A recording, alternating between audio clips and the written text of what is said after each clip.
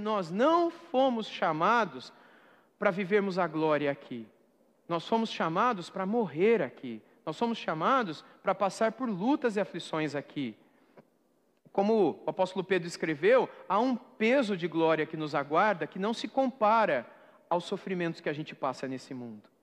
Logo, não fique esperando que aquilo que os outros pregam para você, dizendo, você vai vencer, você vai conquistar. Pode ser que você vença, pode ser que você conquiste. Pode ser que Deus abra portas, pode ser que Deus te dê uma mente, uma inteligência, e que você consiga, pela tua habilidade, talento e oportunidades que se abriram para você, vencer. Mas isso não é sinal de que todo mundo vencerá como você venceu. Isso não é sinal de que todo mundo vai comer como você comeu, viajará, comprará, usará, viverá como você viveu. Quando Deus me abençoa, Ele me abençoa. Mas seria um erro eu ou você, está no meu caso, eu dizer, irmãos, porque Deus me abençoou, Ele vai abençoar todo mundo que está aqui. E a mesma bênção que veio sobre mim vai vir sobre vocês. A única coisa que vocês têm que fazer é imitar tudo que eu fiz. Porque se vocês viverem a vida que eu vivo, vocês vão receber o que eu recebi. Isso é o Evangelho? Você já imaginou se eu mesmo, que falo com vocês, imitasse em tudo a vida de Paulo? O que eu colheria? Perseguições, lutas, naufrágios, prisões, injustiças, abandono, morrer debaixo de uma condenação injusta, por um rei injusto, debaixo da ordem de um juiz injusto, debaixo da ordem de um rei, de um governante iníquo e injusto, e Deus permitiu. Onde está a mão de Deus? Onde está a justiça? Ela está onde ela sempre esteve. E o Evangelho nos garante que Ele não nos colocou nesse mundo para que a gente ficasse aqui comendo e bebendo do melhor desse mundo. Esse não é o propósito de Deus para a nossa vida. O propósito de Deus para a nossa vida é nos livrar da rota do inferno. O propósito de Deus é nos levar para o céu. Se depois de tirar você do inferno e te colocar no caminho do céu, Deus decidir te dar um bônus, um plus, um a mais, um benefício, um extra. Deixa eu abençoar um pouquinho, além de eu tirar você do inferno, eu vou te dar um extra aqui. Vou te dar um emprego muito bom, que você vai ganhar um dinheiro muito bom. Isso é um extra, mas isso não é o Evangelho.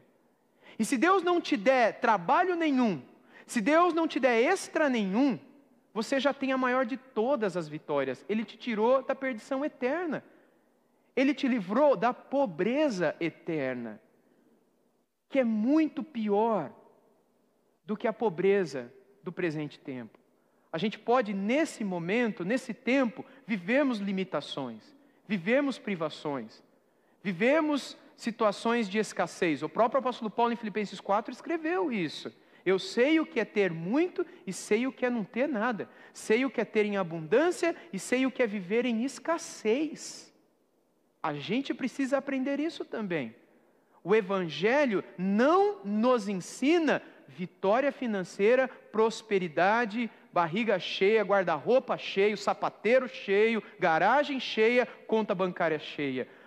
O Evangelho nos ensina que Deus quer um céu cheio. Deus quer um coração santo. Deus quer nos transformar à imagem do Filho dele. E esse é o maior milagre que Ele pode fazer na nossa vida. Qualquer um que nos pregue um Evangelho que vá além disso, não sou eu quem disse, não sou eu quem escrevi. O Espírito Santo, pelas mãos de Paulo, disse que qualquer um que prega um Evangelho que vai além disso, é considerado por Deus como um anátema. Estes homens estão debaixo de um anátema de Deus, porque eles estão indo além do Evangelho de nosso Senhor Jesus Cristo. Eles estão colocando nos púlpitos, diante de ovelhas que precisam da palavra, um outro Evangelho. E isto é sério demais, porque há vidas demais debaixo do ministério de homens amaldiçoados por Deus. Sabe por que a igreja faz vista grossa e muitas vezes não vê isso com tanta seriedade? Porque a própria igreja não conhece a palavra. Porque a própria igreja está vazia da doutrina. Porque a própria igreja não percebe a seriedade da batalha espiritual que há por detrás da palavra de Deus. Por isso que nos últimos tempos as pessoas, elas procurarão se rodear de mestres segundo as suas próprias cobiças. Como que sentindo coceira nos ouvidos. Sabe o que isso significa? Coça meus ouvidos. Fala o que eu quero ouvir. Me afaga aqui. Faz um carinho. Uma vez eu ouvi isso de uma pessoa. Eu acho que não tem coisa pior que eu poderia ter escutado na vida. Pastor, traz um pouco de palavras que vai deixar a gente um pouco mais feliz e esperançoso quanto ao futuro. Ué, o que eu faço aqui? Não é pregar o Evangelho? E isso não é o que deveria trazer esperança quanto ao futuro? Se você quer um Evangelho da prosperidade, um Evangelho da vitória, um Evangelho do afago, você tem que procurar alguém que faça coceira nos seus ouvidos. Alguém que vai falar o que você quer ouvir. Alguém que vai dar para você aquela insuflada no seu ego para fazer você sair daqui se achando o campeão, o vitorioso. Mas em nenhum lugar das Escrituras você encontrará o Mestre Jesus fazendo isso, em nenhuma de suas pregações. Vocês e eu jamais encontraremos os apóstolos em um sequer de seus sermões querendo agradar os seus ouvintes. Nós lemos aqui no domingo anterior também à noite, no culto, Paulo dizendo, quando eu estive entre vocês, eu não quis dizer palavras com o objetivo de agradar vocês. Não é assim? Diante de Deus e de Cristo Jesus, que há de julgar os vivos e os mortos pela sua manifestação e pelo seu reino, peço a você com insistência que pregue a palavra. Fique nela. Insista, quer seja oportuno, quer não. Corrija, repreenda, exorte com toda a paciência e doutrina. Pois virá o tempo em que não suportarão a sã doutrina. Não aguento mais ouvir Bíblia. Pelo contrário, se rodearão de mestres, segundo as suas próprias cobiças, como que sentindo coceira nos ouvidos. E aí eu encerro com 4, onde pretendo recomeçar depois. Eles se recusarão a dar ouvidos à verdade, entregando-se às fábulas. O que são as fábulas, irmãos? Senão essas mentiras que as pessoas nos contam hoje em dia. Você vai vencer, você vai ser melhor, você nasceu para ser cabeça e não cauda, você nasceu para ser campeão e não segundo lugar, você nasceu para ser patrão, não empregado, você nasceu para morar no melhor lugar, para ter sempre carro zero e não um carro de 2 anos atrás. Que evangelho é esse? É o evangelho que mais tem sido pregado nos nossos dias. Esse é o evangelho de Jesus? Não. Esse é o evangelho dos apóstolos? Não. Então, isso é um outro evangelho. Se é um outro evangelho, é um evangelho debaixo de maldição. Ai daqueles que pregam. E ai daqueles que se colocam debaixo do ministério de homens assim. O que cabe a nós não é orar por aqueles que pregam, porque quanto a estes, o anátema de Deus é um anátema eterno.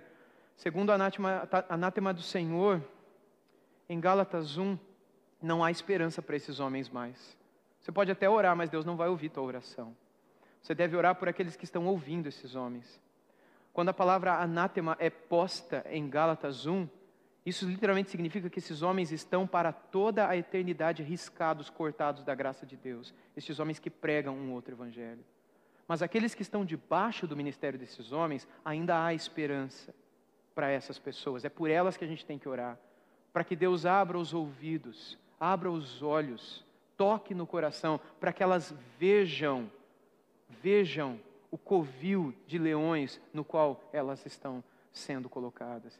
E como o leão ali não é o diabo, mas é um anjo de luz que se transfigura em mestre da palavra, que procura convencer essas pessoas com palavras maravilhosas, mas que na verdade estão afastando essas pessoas do Senhor. Minha oração é que Deus continue guardando cada um de vocês dos falsos mestres por meio da palavra e por meio também da oração, que sempre nos mantém presos ao Senhor. Que Deus nos guarde. Amém?